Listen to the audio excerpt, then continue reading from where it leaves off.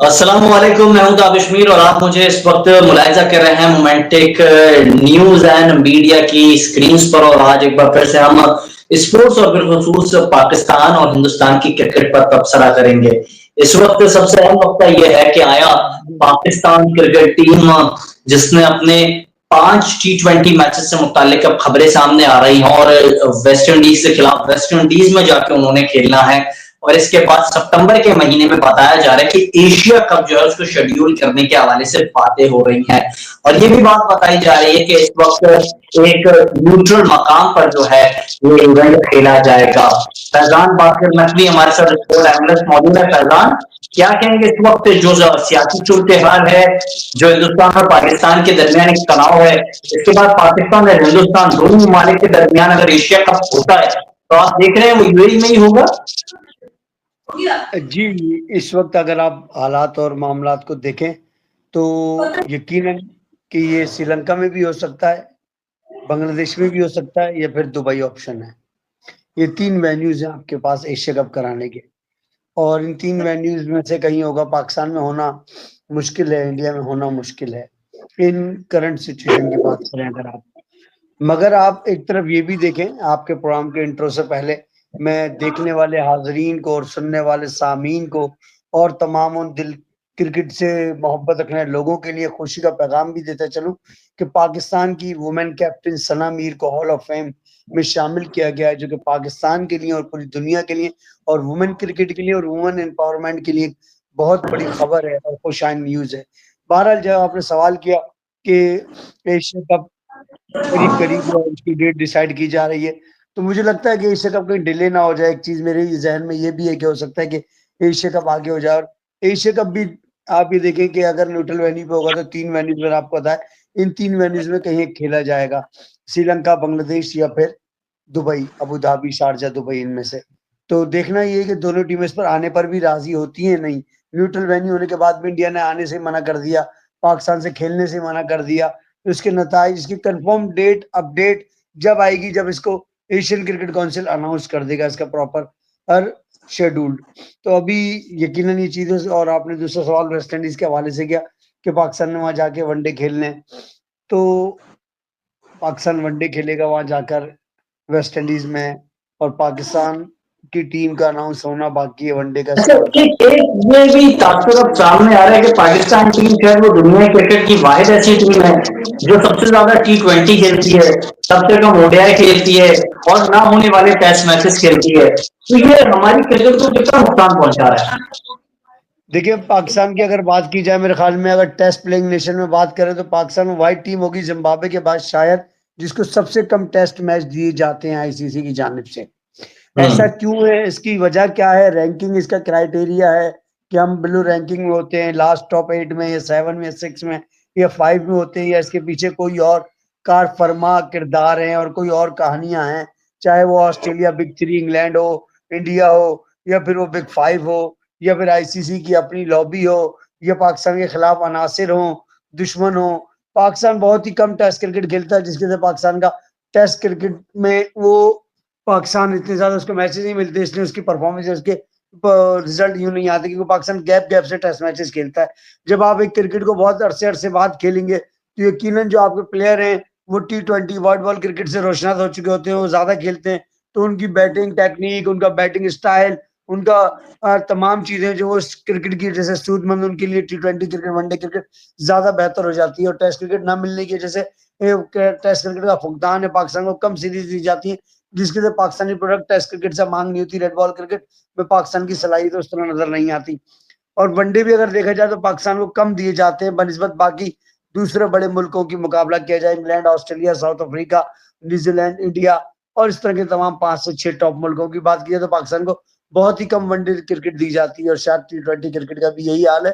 तो अगर पाकिस्तान पूरे साल में मुश्किल से ज्यादा 20 से 25 वनडे खेलता होगा या 30 वनडे, इसी तरह 30 T20 खेलता होगा, और मुश्किल से कोई 8 से 10 टेस्ट मैचेस खेलता होगा, तो ये एक पाकिस्तान क्रिकेट की अगर आईसीसी क्रिकेट बात करें या दुनिया क्रिकेट की बात करें, तो पाकिस्तान वो टीम है जिसने पूरी दुनिया के फैंस को अपनी जानिब हमेशा रखा है। पाकिस्तानी क्रिकेट टीम है तो आईसीसी क्रिकेट है, पीसीबी के साथ अगर आईसीसी को बेनिफिट क्यों है कि पाकिस्तानी क्रिकेट की फैन फॉलोइंग दुनिया भर में है।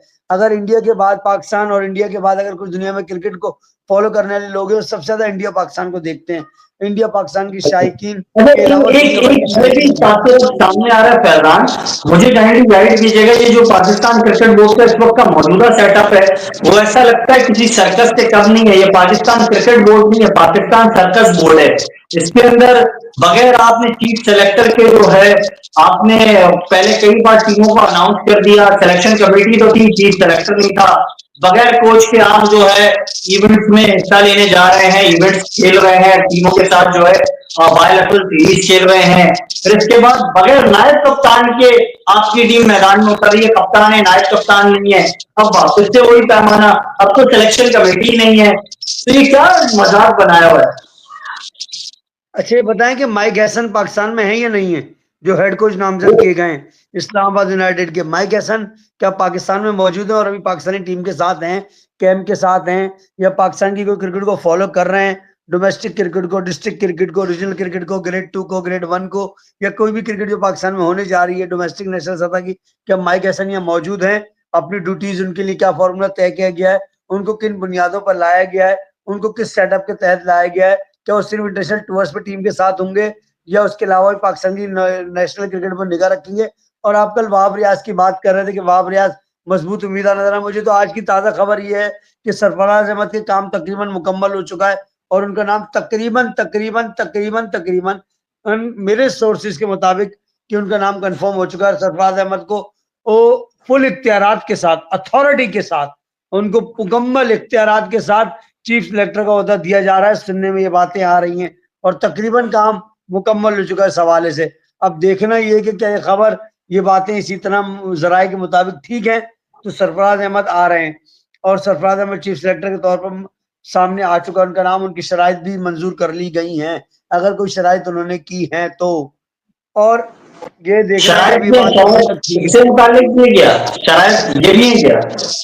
शराइत ये भी हो सकती हैं, देखें ये वाली शराइत भी हो सकती हैं और कुछ असूली शराइत भी हो सकती हैं कि डिसिप्लिन होगा, उनकी बात को रखा जाएगा, उनकी से होगी, उनकी वैल्यू होगी, उनको फुल पावर दिया जाएगा, इख्तियारात होंगे, उनकी मर्जी से टीम बनाई जाएगी, उनके साथ हेड कोच की मशावरत होगी, किसी तीसरे की मशावरत नहीं होगी, नहीं, किसी की नहीं तो सुनेंगे, किसी की ये नहीं जो सारी मानेंगे। बातें, ये खिलाड़ियों की सियासत से क्या वो पाक रहेंगे?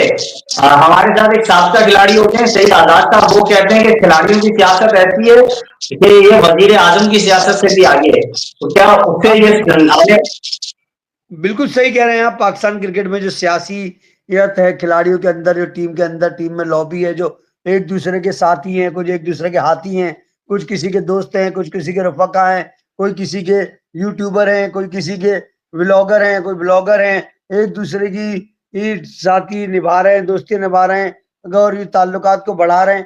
तो ये तो चलता आ रहा है, आज से नहीं है, बहुत पहले से है। सईद आजाद साहब के दौर में भी यही था। अब कौन सी कोई नई बात है, अब कौन सी कोई नई कहानी है? ये हर दौर में चलता आया है, हर दौर में रहा है ये। मगर बात ये है यहाँ पर देखने की है कि सरफराज अहमद करंट क्रिकेट के अंदर रहे हैं। इतने जितने भी क्रिकेटर अभी टीम में मौजूद है, इन सब के साथ तकरीबन सरफराज अहमद खेल चुके हैं, तो सरफराज अहमद बखूबी इनको जानते हैं। अगर ओहदा ले रहे हैं तो कुछ सोच के लेंगे, कुछ समझ के लेंगे, अकल का अच्छा, इस्तेमाल करेंगे। मुझे हैरत और हंसी इस बात पर आ रही है, आपने मॉडर्न कोच रख लिया है, आपने मॉडर्न अब चीफ सेलेक्टर लाने की कोशिश कर रहे हैं जो मॉडर्न क्रिकेट एरा को समझते हैं, लेकिन आपके खिलाड़ियों की क्रिकेट मॉडर्न एरा की होती नहीं है। आपके खिलाड़ी जो हैं वो बॉलिंग 4 ओवर में वैसी कर नहीं पाते, खिलाड़ी बैटिंग नहीं कर पाते। 90 नंबर की टीम को हराने के बाद जैसे ऐसा हो रहा होता है जैसे आपने वर्ल्ड कप जीत लिया है, तो ये कौम को क्यों बेवकूफ बनाया जाता है? पिछले 70-78 सालों से तो इस कौम को बेवकूफ ही बनाया गया है, अब क्रिकेट के शोबे में भी बेवकूफ बनाया जा रहा है।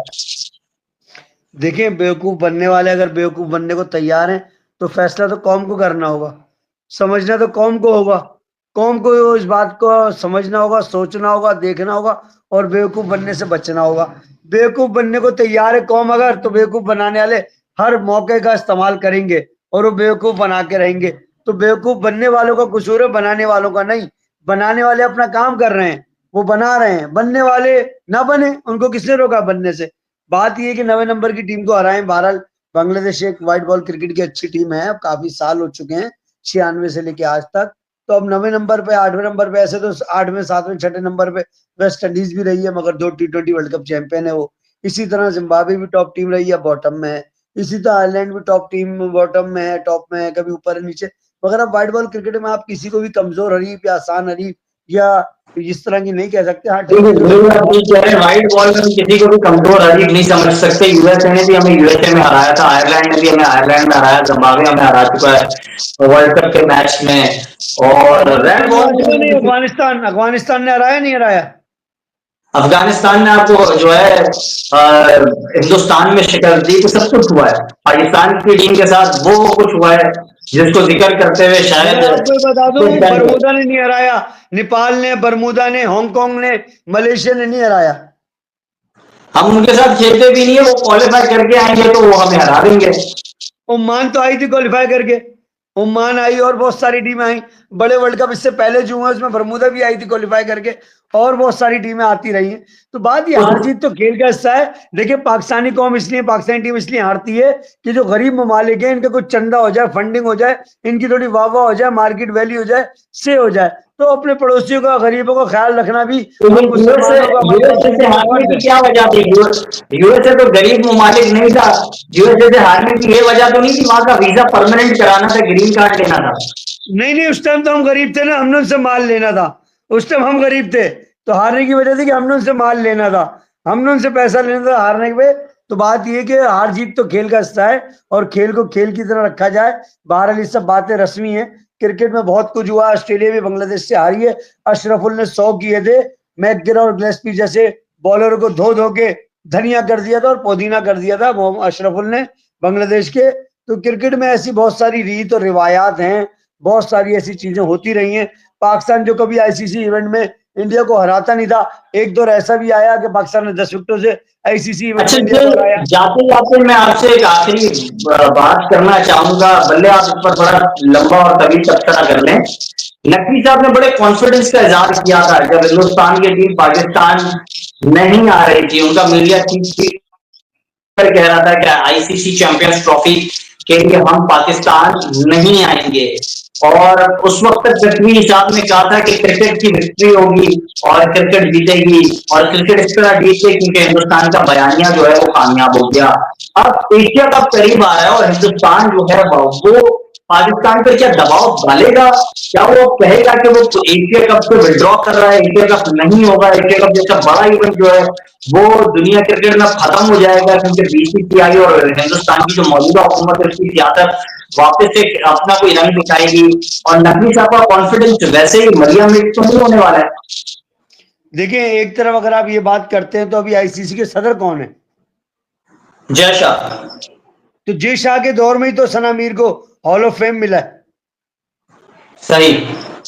तो अब एक तरफ अगर हम सियासी पस मंजर को देखें वो कुछ और दिख रहा है, और एक तरफ हम क्रिकेट के पस मंजर को देखें तो वो करंट सिचुएशन में कुछ और दिख रहा है। जय शाह ने खुद अपने हाथ से हॉल ऑफ फेम की कैप दी, फ्रेम कैप, और सना मीर को, हाशिम अमला भी उसमें थे, दुनिया के बड़े दिग्गज खिलाड़ी मौजूद थे। तो क्रिकेट का पस मंजर कुछ और होता है, बात वहां सियासी कुछ और होती है। ये कबल इस वक्त बात करना कि क्या इंडिया विड्रॉ करेगा, या इंडिया इनकार कर देगा, या इंडिया नहीं आएगा, या इंडिया होने नहीं देगा, ये कराने नहीं देगा, लेकिन क्या मशवरा देंगे? माजी में नकवी साहब को मौके बहुत मिले थे, यूएसए में भी बीसीसीआई के जो वक्त था वो मौजूद था, नकवी साहब उनसे मुलाकात करते तो चीजें कामयाब हो सकती थी।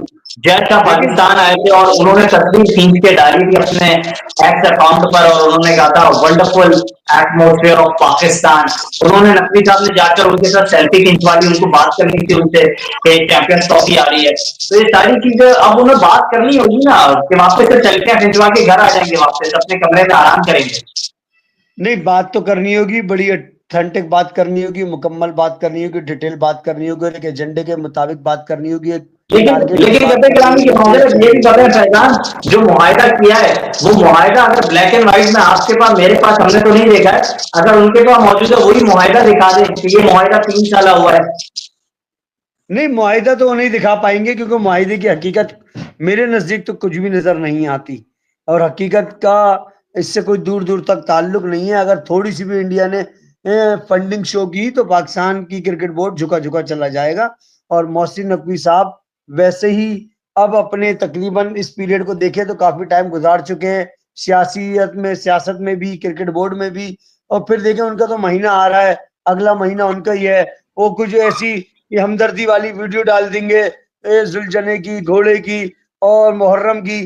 तो बहुत सारी उनके पास दर्द लेने की सलाहियत है, उनके अंदर क्वालिटीज पाई जाती हैं बहुत सारी हमदर्दियां अपनाने की, और बहुत सारी उनके अंदर रुफाकाओं को राजी करने की जो क्वालिटी है ना, उनके अंदर जो सिंपैथी गेन करने का जो सिस्टम है वो बहुत मजबूत है। तो वो हर तरह से हर जानिब से पत्ते खेल रहे हैं, कार्ड अपने शो कर रहे हैं।